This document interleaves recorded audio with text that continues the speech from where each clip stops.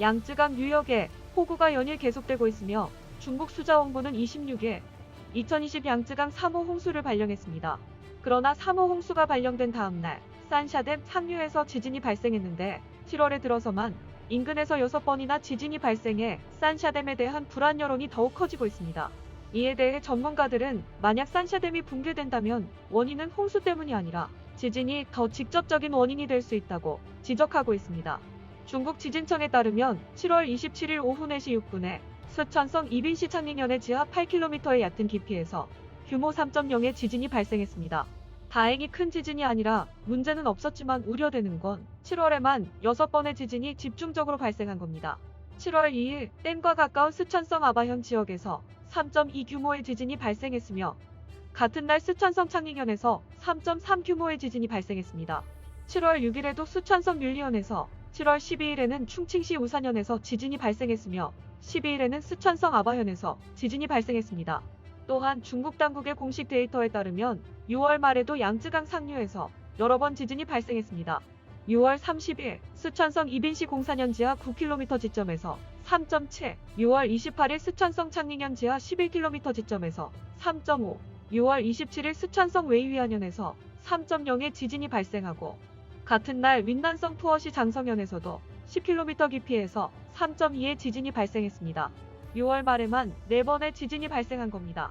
이번 지진은 규모가 크지 않아 피해는 적었지만 이 지역은 지난 2017년 규모 6.5의 쓰촨 대지진으로 120명이 사망했고 두 달 뒤 8월에는 7.0으로 260명의 사망자가 나온 곳이라 주민들의 두려움은 상당했습니다.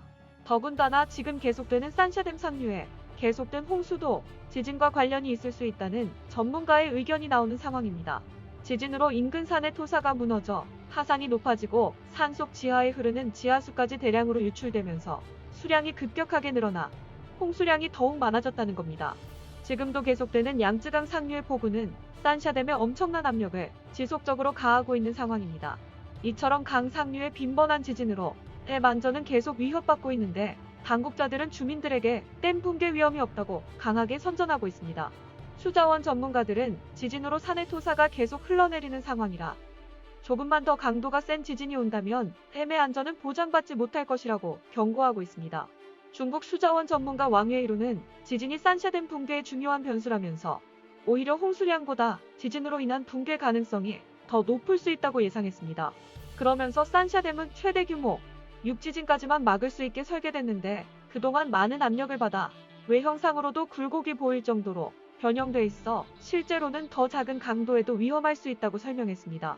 더군다나 얼마 전 중국 관리들이 산샤댐에 균열이 발생했으며 이에 대한 대비책을 논의했다고 미국 언론이 보도하기도 했습니다. 실제 산샤댐은 공사 단계부터 부실 공사와 부패 공사로 많은 구설수에 올랐습니다.